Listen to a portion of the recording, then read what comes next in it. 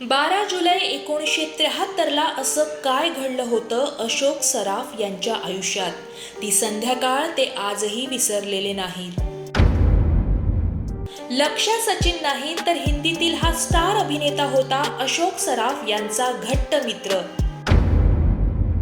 तर काम बंद करायचं. लग्नानंतर निवेदिता सराफ यांना अशोक मामांनी चांगलंच झापलं होतं.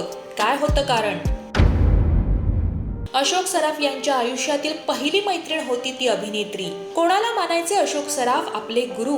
नाव ऐकून कदाचित बसेल धक्का. आजच्या त्यांच्या या बायोग्राफीमधून आपण त्यांच्या आयुष्यातील काही खास गोष्टींविषयी जाणून घेणार आहोत.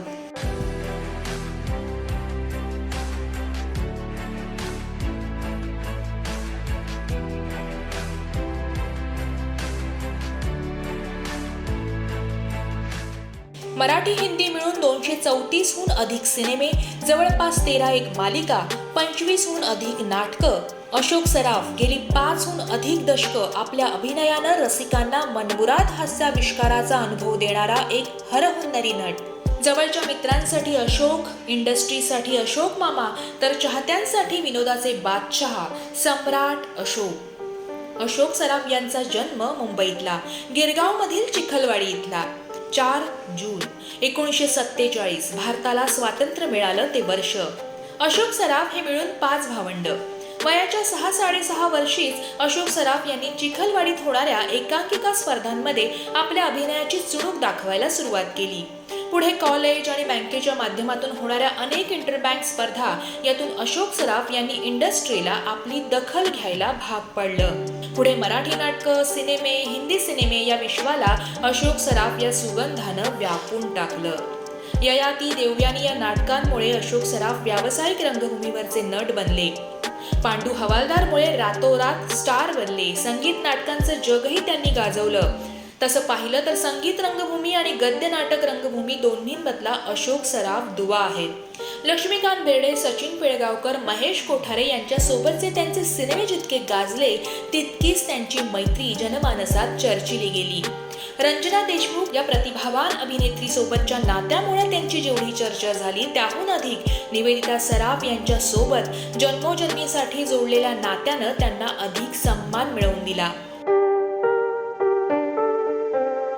सिल्वर स्क्रीनवर त्यांच्या अनेक सिनेमातील भूमिकांनी प्रेक्षकांना लोटपोट हसवलं. पण तुम्हाला माहितीये का, अशा या विनोदी नटाचा प्रत्यक्षात स्वभाव मात्र खूप मितभाषी आहे आणि अशा अनेक गोष्टी त्यांच्या संदर्भातील आहेत ज्यापासून कदाचित आपण अनभिज्ञ असाल. अशोक सराफ यांच्या आयुष्यातील पहिली मैत्रीण होती ती अभिनेत्री. अशोक सराफ यांच्या बँकेच्या स्पर्धेचं पहिलं वर्ष होतं. त्या वर्षी त्यांची एकांकिका एक म्हातारा आणि एका तरुणावर बेतलेली होती. एकांकिका सुरू झाली, पडदा उघडला. पहिल्या दृश्यात म्हातारा खोकला आणि प्रेक्षकांच्या हातात आयतं कोलीत मिळालं. प्रयोग अक्षरशः पडला. पण म्हणून अशोक सराफ आणि त्यांच्या टीमनं पुढील वर्षी विनोदी नाटक करायचं ठरवलं. म्हणून मग दिनूच्या सासूबाई राधाबाई याचा पहिला अंक त्यांनी निवडला. तारका ठेंगडी म्हणजे लग्नानंतरच्या राधिका राव यांनी त्यावेळी नाटकात सासूबाईंची भूमिका केली होती. तारका ठेंगडी या वसंतराव ठेंगडी यांच्या कन्या, ज्या अशोक सराफ यांच्या आयुष्यातील त्यांची पहिली मैत्रीण म्हणून ओळखल्या जाऊ लागल्या. कोणाला मानायचे अशोक सराफ आपले गुरु? नाव ऐकून कदाचित बसेल धक्का. आता अशोक सराफ यांचा अष्टपैलू अनुभव पाहून, त्यांच्यातील विनोदाचं अचूक टायमिंग पाहून कोण बरं असेल यांना यात पारंगत करणारा, असा प्रश्न तुम्हा सगळ्यांना कायमच पडत आला आहे. कदाचित खूप कमी जणांना अशोक सराफ यांच्या गुरूंबद्दल माहीत असेल. पण अशोक सराफ यांनी स्वतः त्यांच्या बायोग्राफीत सांगितलं आहे की त्यांचे गुरु म्हणजे लॉरेन हार्डी. कारण ज्या प्रकारचा विनोदी अभिनय अशोक सराफ यांना करायला आवडायचा त्याचं मूळ लॉरेन अँड हार्डीच्या अभिनयात होतं. त्यांचं ते पडणं, धावणं, लाफा मारणं सगळंच अशोक सराफ यांना अगदी लहानपणापासून आवडायचं. लहानपणी अशोक सराफ आपल्या बाबांची हट्ट धरायचे की चला ना आपण जाऊया त्यांचा सिनेमा बघायला. त्यांच्या ॲक्शन पॅक्ड कॉमेडीचे ते फॅन होते. आणि त्या घटनेनंतर बँकेचा राजीनामा देत इंडस्ट्रीत कायमची एंट्री केली. आपल्या सगळ्यांना हे तर माहीतच आहे की अशोक सराफ हे बँकेत काम करायचे. पण असं असलं तरी बँकेतील त्यांच्या हजेरीविषयी त्यावेळी यक्षप्रश्नच निर्माण झाला होता. तर किस्सा असा आहे की 1978च्या सप्टेंबर महिन्यात अशोक सराफ यांच्या बँकेत जरा गडबड सुरू झाली. हा माणूस कामावर येत नाहीये, याची सारखी सर्टिफिकेट काय येत आहेत, असे प्रश्न समोर आले. आणि मग बँकेनं अशोक सराफांच्या घरी चौकशीसाठी डॉक्टरांना पाठवलं. आता दरवाजा अशोक सराफ यांच्या बहिणीनं उघडला. प्रश्नोत्तराच्या फैरी झाल्यानंतर एक तर कळलं की आजारपणाच्या नावाखाली अशोक सराफ कोल्हापुरात शूटिंग करत आहेत. आणि या अशा प्रकरणानंतर अखेर अशोक सराफ यांनीच बँकेचा राजीनामा देत इंडस्ट्रीत कायमची एंट्री केली. 12 जुलै 1973ला असं काय घडलं होतं अशोक सराफ यांच्या आयुष्यात? ती संध्याकाळ ते आजही विसरलेले नाहीत. संध्याकाळची 6:15ची वेळ. बाहेर तुफान पाऊस पडत होता. मुंबईतील रस्त्यावर सगळीकडे पाणी साचलं होतं. दादरच्या शिवाजी मंदिरमध्ये रात्री 8:30 वाजता अशोक सराफ यांच्या हिमालयाची सावली नाटकाचा प्रयोग सुरू होता. बस, ट्रेन यांचे पर्याय समोर असूनही चर्चगेटहून दादरला पोहोचायला किती वेळ लागणार हे पाण्यानं भरलेले रस्ते आणि ट्रेनचे ट्रॅक पाहून कळत नव्हतं. तरी मुंबई सेंट्रलला ट्रेन पकडली. गाडी सुटली आणि मध्येच थांबली. पुढे जाण्याची काही चिन्ह दिसेनात. काटा 8:30च्या दिशेनं सरकत होता, जी प्रयोगाची वेळ होती. दादरच्या जवळ पोहोचल्यावर अशोक सराफ यांनी थेट रेल्वे ट्रॅकवर चालायला सुरुवात केली. काळोख गडद झालेला. धड काहीही दिसत नव्हतं. मागून एखादी ट्रेन आली तर आपलं काय होईल असा विचारही तेव्हा मनात आला नाही. अखेर लडखडत चालत असताना दादरचा पूल दिसायला लागला आणि अशोक सराफ शिवाजी मंदिरला पोहोचले. तेव्हा 9:15 वाजले होते. सगळे कलाकार अशोक सराफ यांची वाट पाहत होते आणि अर्थात प्रेक्षक खोळंबले होते हे वेगळंच. अखेर नाटक सुरू झालं. पण अशोक सराफ यांच्या एंट्रीनंतर जेव्हा झोपाळ्यावर ते जाऊन बसले तेव्हा त्यांचे काळे कुळकुळीत पाय प्रेक्षकांनी पाहिले आणि संपूर्ण थिएटरमध्ये टाळ्यांचा कडकडाट. म्हणूनच 12 जुलै 1973ची ती संध्याकाळ आजही अशोक सराफ विसरलेले नाहीत, असं ते काही मुलाखतीत म्हटले देखील आहेत. लक्ष्या सचिन नाही तर हिंदीतील हा स्टार अभिनेता होता अशोक सराफ यांचा घट्ट मित्र. आज अशोक सराफ यांचे चांगले मित्र कोण असं म्हटलं तर आपल्या डोळ्यासमोर येतात ते लक्ष्मीकांत बेर्डे, सचिन पिळगावकर, महेश कोठारे. पण या सगळ्यांनाही अशोक सराफ यांच्या आयुष्यात एक मित्र होता ज्याच्याशी त्यांची घट्ट मैत्री होती. बँकेतले सहकारी, मग जीवाभावाचे मित्र, ते दोघांचा एकत्रित अभिनय प्रवास. अशोक सराफ यांचे ते घट्ट मित्र होते अभिनेते मोहन भंडारी, ज्यांनी हिंदी मालिका सिनेक्षेत्रात पुढे आपली ओळख निर्माण केली. निर्माता संघानं अशोक सराफांना का केलं होतं बॅन? बोईंग बोईंग या मराठी नाटकाची अनेक ॲडॅप्टेशन झाली. त्यात डार्लिंग डार्लिंग सर्वोत्कृष्ट नाटक होतं. मूळ सिनेमापेक्षाही जास्त चांगलं. नाटकाचे 12 प्रयोग झाले होते. नाटक तुफान चालू होतं. पुढचा प्रयोग पुण्याच्या बालगंधर्वमध्ये सुरू होता. तेव्हाच्या निर्माता संघानं बालगंधर्ववर बहिष्कार टाकला होता. उदय धुरत त्या नाटकाचे निर्माते होते. खरं तर त्यावेळी उदय धुरत हे नाट्य निर्माता संघाचे सभासद वगैरे काही नव्हते. त्यामुळे अशोक सराफ यांनी त्यांना आपण आपला प्रयोग करूया असा सल्ला दिला. हाऊसफुल झाला प्रयोग. पण मग निर्माता संघानं त्या प्रयोगानंतर अशोक सराफ आणि राजा गोसावी यांच्यावर बहिष्कार टाकला होता. पण यातही एक गंमत आहे बरं का. त्यावेळी म्हणे अनेक निर्माते लपून छपून अशोक सराफांशी संपर्क करायचे. एखादं नाटक करूया असं म्हणायचे. अशोक सराफांचं प्रत्येक नाटक पाहायचा हा बडा अभिनेता. अशोक सराफांवर अभिनेता म्हणून नितांत प्रेम केलं ते प्रसिद्ध दिवंगत अभिनेते रमेश देव यांनी.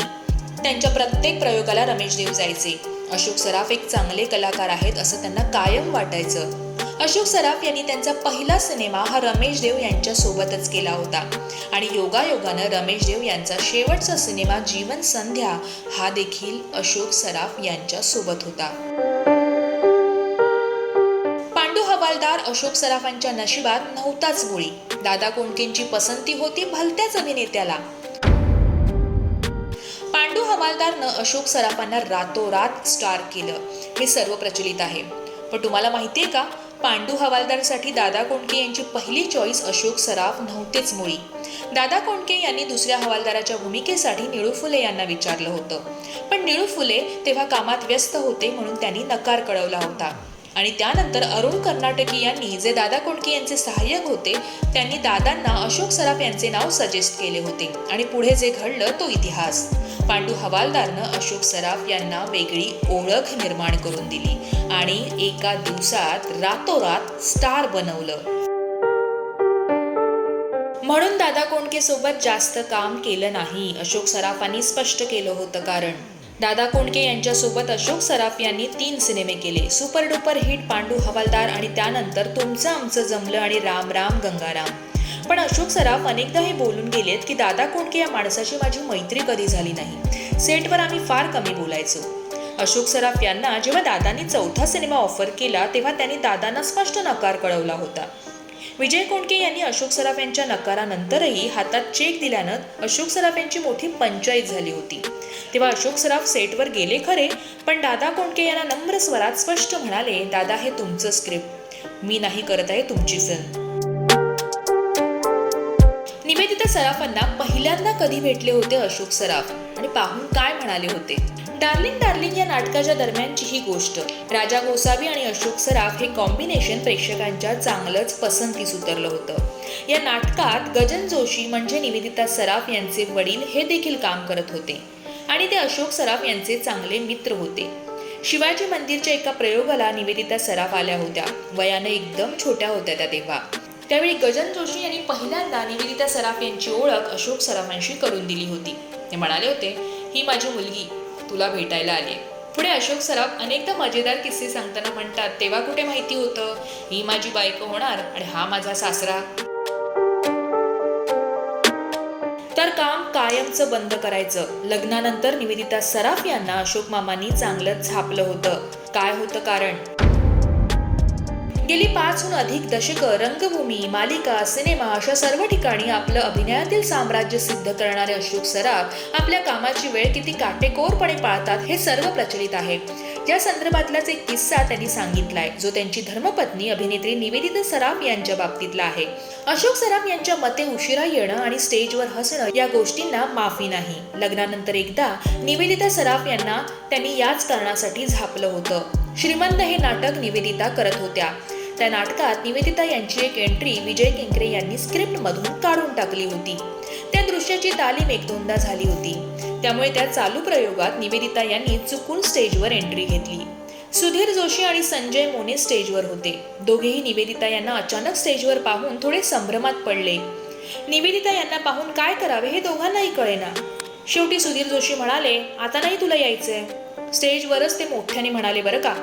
पण निवेदिता सराफ त्यावेळी जोरात हसल्या. नेमकं त्या प्रयोगाला अशोक सराफ गेले होते. हे सगळं पाहून ते निवेदितांवर इतके रागावले होते की त्यांनी म्हटलं होतं, स्टेजवर हसायचं असेल तर काम बंद करायचं आणि घरी बसायचं. हसू आवरता येत नसेल तर नका करू काम. भर रंगमंचावरून अशोक सराफांनी का मागितली होती प्रेक्षकांची माफी? हा किस्सा आहे 2020 सालचा. प्रेमा तुझा रंग कसा या नाटकाच्या प्रयोगादरम्यानचा. दुबईला नाटकाचा प्रयोग होता. विमानतळावर उतरल्यावर तिथे वाळूचं वादळ सुरू होतं. हॉटेलात जाईपर्यंत घशात वाळूचे कण जाऊन अशोक सराफ यांचा आवाज पूर्ण बसला होता. तोंडातून शब्दही फुटत नव्हता. निर्मात्यांनी मग डॉक्टरांना बोलावलं. औषधोपचार करण्यात आले, पण याचा काहीच उपयोग होईना. रात्री प्रयोग होता. अशोक सराफ निर्मात्यांना म्हणाले, मला प्रेक्षकांशी बोलायचं आहे. माझा आवाज हा असा झालाय, मला माफ करा, असे अशोक सराफ यांनी फुटणाऱ्या आवाजात प्रेक्षकांना म्हटलं आणि प्रेक्षकांमधून आवाज आला, आम्हाला चालेल. नाटक सुरू झालं आणि अशोक सराफांची एंट्री स्टेजवर झाली आणि पहिल्याच 2 वाक्यात त्यांचा आवाज सुटला. हिंदी सिनेमात का नाही रमले अशोक सराफ? त्यामागे आहे मोठं कारण. 1977 मध्ये अशोक सराफ यांनी त्यांच्या पहिल्या वहिल्या हिंदी सिनेमात काम केलं, ज्याचं नाव होतं दामाद. त्या सिनेमाचे नायक होते अमोल पालेकर. अमोल पालेकर यांच्यामुळेच आपण हिंदीत एंट्री केली असं अशोक सराफ अनेकदा म्हणतात. त्यानंतर अशोक सराफ यांनी हिंदीत जवळजवळ 40हून अधिक सिनेमे केले. शाहरुख सोबत येस बॉस मध्ये साकारलेली त्यांची भूमिका लोकांना खूपच आवडली. तर करण अर्जुन सिनेमातील त्यांच्या भूमिकेनं लक्ष वेधून घेतलं. पुढे कोयलातही ते शाहरुख सोबत दिसले. अजय देवगण सोबतची सिंगम मधील त्यांची भूमिकाही तितकीच गाजली. पण तरीही ते अनेकदा म्हणतात, मी हिंदीत रमलो नाही, कारण नुसतं मला हिरोचा मित्र बनून राहायचं नव्हतं, ज्या भूमिका अनेकदा ऑफर व्हायच्या. हे आणि असे असे खूप किस्से अशोक सराफ यांच्या आयुष्यातील आहेत. त्यांच्या बहुरूपी या आत्मचरित्रात याचा पुरेपूर आनंद आपल्याला घेता येईल. आज वयाची 75 ओलांडली असली तरी अशोक सराफ आजही रंगमंच दणाणून सोडत आहेत. या वयातही उत्साहानं नाटकाचे दौरे करत आहेत. वेड चित्रपटातील त्यांच्या भूमिकेनं पुन्हा एकदा लोकांना वेड लावलेलं आपण सगळ्यांनी अनुभवलं. अशा या अभिनयाचं दैदिप्यमान तेज लाभलेल्या नटाला लोकमतफिल्मी.comचा मानाचा मुजरा.